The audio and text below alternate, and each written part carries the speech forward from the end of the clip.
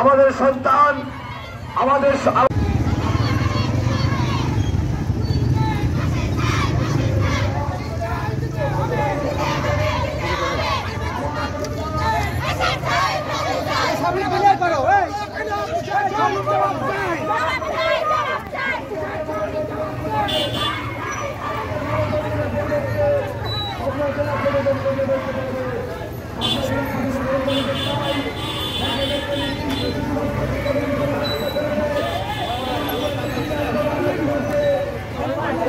ফাঁসি চাই, আমরা শহীদ কাদেরের ফাঁসি চাই, ফাঁসি ফাঁসি ফাঁসি চাই। খুনি শহীদের ফাঁসি চাই, ফাঁসি ফাঁসি ফাঁসি চাই। এই নাটক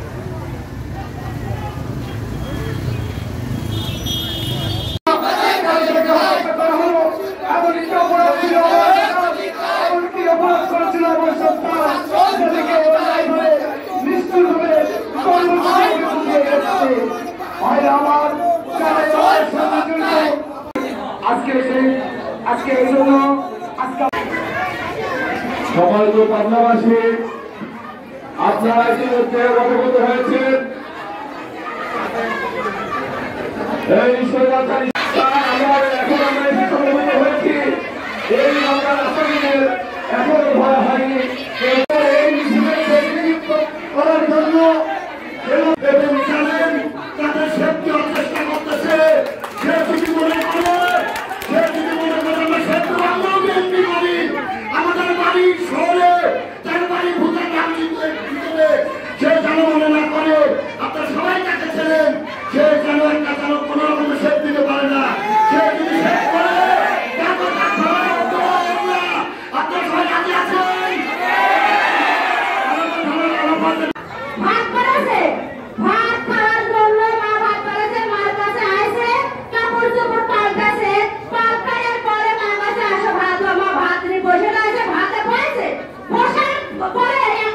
আছেন। ফোন আসার পরে আর ভাত খাইছে, মা আমি এসে ভাত খাচ্ছি, আমার একটা ফোন আছে।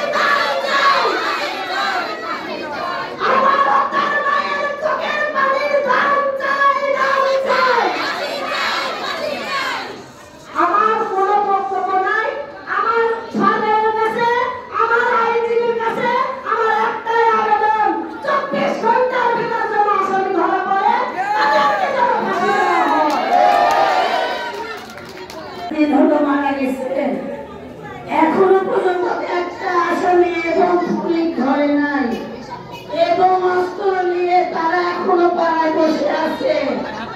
আমি মামলা করছি, আইনগত ব্যবস্থা নিছি, কিন্তু তারা বাসায় আছে। আমার বলার মতো শক্তি নাই, তারপরে এখনো আমি আইছি। তারা মাদকের ব্যবসা করে, আওয়ামী লীগের সাথে যোগ দিয়ে এবং সারা জীবন আওয়ামী লীগ করছে, এখন বিএনপির সাথে যোগ দিছে। আমার ছেলে 14-15 বছর বয়স, আমার ছেলে এখনো পর্যন্ত পুলিশ কোনো অ্যাকশন নেয় নাই। আমি এখন চাই আমার ছেলের হত্যাকারী এই মুহূর্তে যদি গ্রেফতার করে ফাঁসি যদি না হয়, আমরা পদক্ষেপ নেব। আমরা অনন্ত বাজার থেকে সবাই আইন হাতে তুলে নেব। আমার ছেলের যতটুকু রক্ত গেছে এর থেকে বেশি রক্ত দেব। আমার ছেলের কি চাই? বিচার চাই। আমরা ডিসি অফিসে ডিসি সাহেবের সঙ্গে এই মাত্র কথা বলে আসলাম। আমরা বিচার চাই, ফাঁসি চাই, ফাঁসি চাই, বিচার চাই।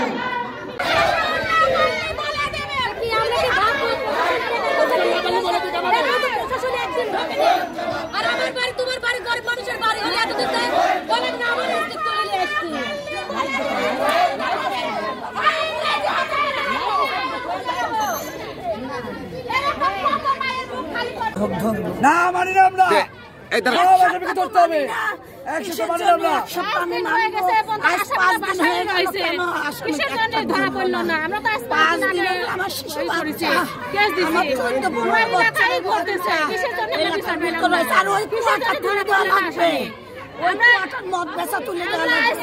এসপি সাহেব বলেননি যে আসামি যদি নলেজে থাকে 1 সপ্তাহ লাগবে কেন?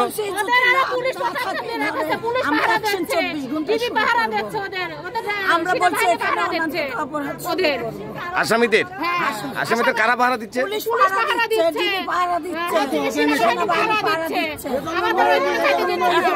আসামিদের বাড়ি কোথায়? কলোনির ভিতরে পাহারা দিচ্ছে।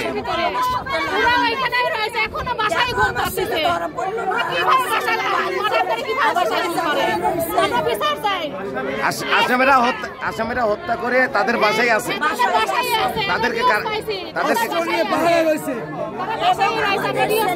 ঠিক আছে। আওয়ামী লীগ করতো কেন এখনো পর্যন্ত? বাবুর সাথে থাকতো কেন এখনো পর্যন্ত?